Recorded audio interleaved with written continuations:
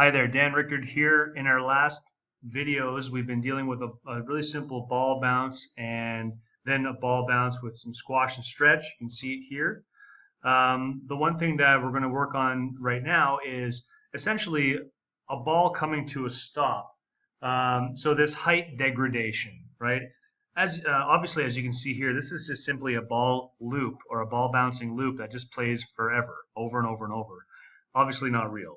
If it was a real ball, it would bounce a little bit less, bounce a little bit less, and come to a stop eventually. That's what we're going to work on today. So I do want to get rid of some of the squash and stretch that I've got on this, just so we can focus on the movement. So I'm going to go to scale, and I'm going to just take this stuff in the center and delete that. And now we've got back to our kind of ball bouncing. Oh yeah, and there's one thing in the center.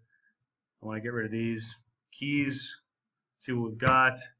There we go. We've got a ball, kind of a really simple ball movement up and down now. Okay, so that's what we're going to start with. It's 20 keyframes long. Curve editor, there we've got a value here, value there, value there. We've got impact happening. We definitely don't want to see any rounded curves for a ball bounce because that's not what it is. So what's the next step after this? Well, I want to increase my timeline a little bit more. I've got 20 frames. I'm going to take this out. We're going to go to about 100 keyframes. And we need to copy this another 4 times. Okay? And actually, just for now, I'm going to, if you can see in here, this keyframe only has 2 types of keys on it. It's got the position and the scale on, or sorry, the position and the rotation locked in. I want to lock in the scale also, just in case, right? It's always good just to have everything locked down. I'm going to select these keys and hold down Shift and click and drag them out. Okay, so essentially I've just copied it, just like I've copied another object. But I want to have this loop up, right? So this first key, which was over at 0, this first key has to be laying on top of 20 to give me a direct loop. So there we go, like so. I'm going to undo this and show you the curve editor just to make sure you know what's happening. So as I select these keys, you can see they're selected now in the curve editor. If I hold down Shift and move this out to the side, look what's going on up there. Okay, so it's really just selected all of these keys and copied them over. If I want this to loop, I need to tie this up with this side. So I'm going to just move this back until those overlap, like so. Notice this changed a bit. Don't worry about it. We can come back to that and fix it up. So I'm going to do this again. Copy it. See, it didn't change here. I don't know why it does that. Sometimes it screws around on us a bit. So do this. Do this. There we go. Let's go back and reselect these, and we'll hit auto. Okay, and that's fine for now. We can adjust those afterwards if we want to. You know, we can increase these a little bit further out just to help with that hang time. Maybe I'll even just do that right now for fun. So again, holding down Control, I can simply drag out to the side to adjust that curve a little bit more. Okay, now this curve isn't going to look like this at the end. It's going to really change on us.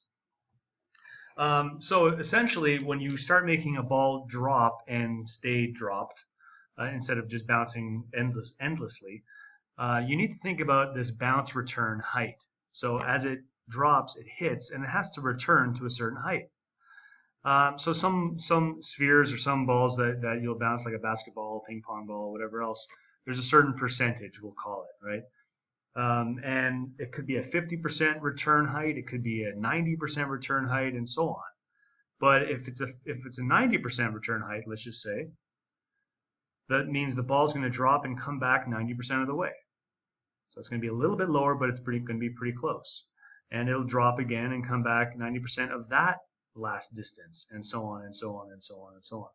So a good example of that would be a ping pong ball. Ping pong ball has a really high return rate. A ball that has a less of a return rate would be something like a bowling ball. It might have something like a 20 or a 30% return. So you would drop it from here and it would hit and maybe come back 30%, and then 30% of that one, and then 30% of that one, which is basically on the ground. So it might only have 2 or 3 bounces.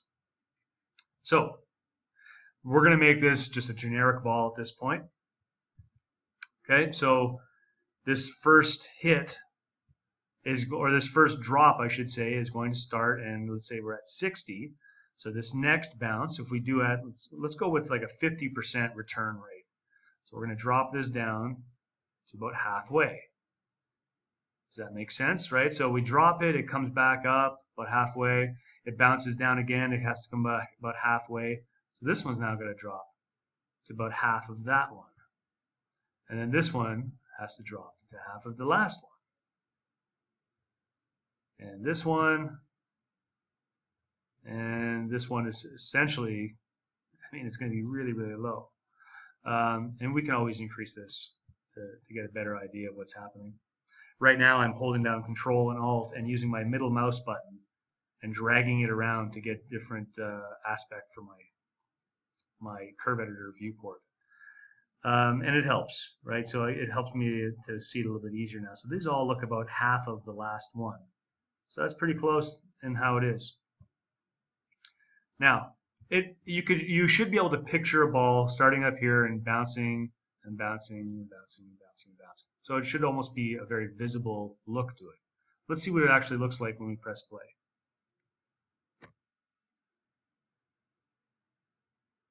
Okay, so you know what? It's a ball that bounces and then drops and drops a little bit more, and then comes to a stop. The problem is the duration of these smaller bounces. They stay the same as the initial drop, right? So this 20 keyframe drop and bounce needs to shorten to something much less because we're only going half the height. So this height of bounce and length of bounce or duration of bounce, they work hand in hand. So the higher the bounce, the longer it's going to be in the air. The shorter the bounce, the shorter it's going to be in the air. Does that make sense? Okay, so we know that this bounce is only half as high. So it can't have this full 20 keyframes of duration. Okay, so we need to shorten that. And this little bounce over here can definitely not have 20 keyframes of duration, otherwise it looks like it's just floating in the air. Okay, so there's definitely there's a kind of a symbiotic relationship between height and duration. The taller it is, the taller the bounce, the longer it's actually in the air, and so on. The shorter the bounce, the shorter it's in the air. Okay, so we need to change these. Let's go back to Curve Editor and see, because it's easier to see it in here. This is where you start becoming an animator. Okay, you need to start selecting keys and scaling and having them line up, making it look a little bit better, and so on. I'm going to just move this over a bit so we can see the ball in the background here. Makes it a little bit easier to know what we're working on. Now, this drop is about 10 keyframes. The whole drop and then coming back up is 20. So this drop has to be less than 10. Right now it's 10, right? So I'm going to take those keys. I can even just take them down in the timeline. And I'm going to use the selection. Remember to configure this. We've got if you right click, we can take the configure selection range. Make sure to have that on. So I'm going to take these and just scale these in. Okay, sorry, wrong ones. Am I doing the right ones here? No, that's the right ones. So I'm going to scale these in. And I mean, you can even count it, right? So 1, 2, 3, 4, 5. Let's scale it in by 5. Okay?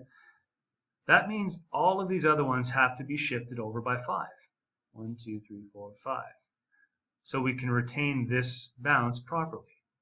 I'm going to take these now, the second bounce, and do a little bit more than 5. Maybe 7 or 8. 1, 2, 3, 4, 5, 6, 7. I had to sneeze. Hold on. All right, I had to sneeze. So So anyway, I dropped this down, so it's a little bit shorter, and we can count that through, and you can actually see it's visible here. This is a longer bounce than what this one is. So if we move this 7, if we scaled it 7 in, we have to move these 7 over. 1, 2, 3, 4, 5, 6, 7. Okay, maybe 8. I think I went 8 actually. So this one, we'll grab the next bounce. So there's the next bounce. We're going to scale this, let's say 10. And that's going to go right about, where are we? Yeah, right about to there. So these have to move over 10. Something like that. And this last one, sorry, not quite last one, this second last one, let's go about 12. Essentially, you almost have to just eyeball this because you need to make each one of these little bumps a little bit shorter, which we've already done, and a little bit shorter in length, which we're doing now. So this last one actually just kind of comes over, and this will be somewhere around there. Does this make sense now? Right? So let's just expand this a little bit. So it falls at a rate of, let's say, 10. This one's going to fall at about 8. This one will fall at 6 or 7. This one will fall at about 5, and so on. Okay? Some of these look like they're a little bit off, so you can go in and maybe help line these up a little bit better. Sorry, I had to pause for a second there. So anyway, we're moving these curves, these keys around a little bit just to help space these out a little bit nicer. We can move these. Sometimes you can't move them quite right because it's in between a frame. For example, if your bounce is 7, you can't move it because it's an odd number, right? Or whatever the case is. So sometimes you just have to kind of round it out a little bit. But that should be about right. So if we can press play on this, see how it looks. Okay, now actually this last bounce, well, we bounce and we come back up, but we don't even really want that. So we can take that last one and just delete that. We want it to bounce and then stop. Okay.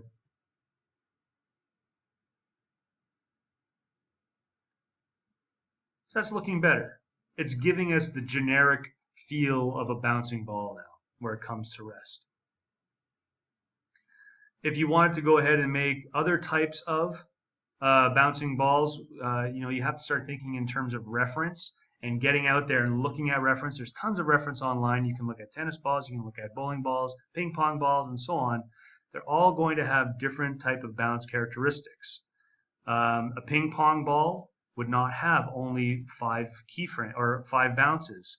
You're probably going to have to, lengthen your timeline here, and you'll have bounces that go all the way out like this. A bowling ball might have bounces that, there's just several bounces like this. This could be more like a tennis ball, maybe, but that's where you have to check reference, right? So always check reference. Reference is key in this stuff. Okay, so I'm going to leave you with that. Get out there, find some reference, check it out, see how it goes.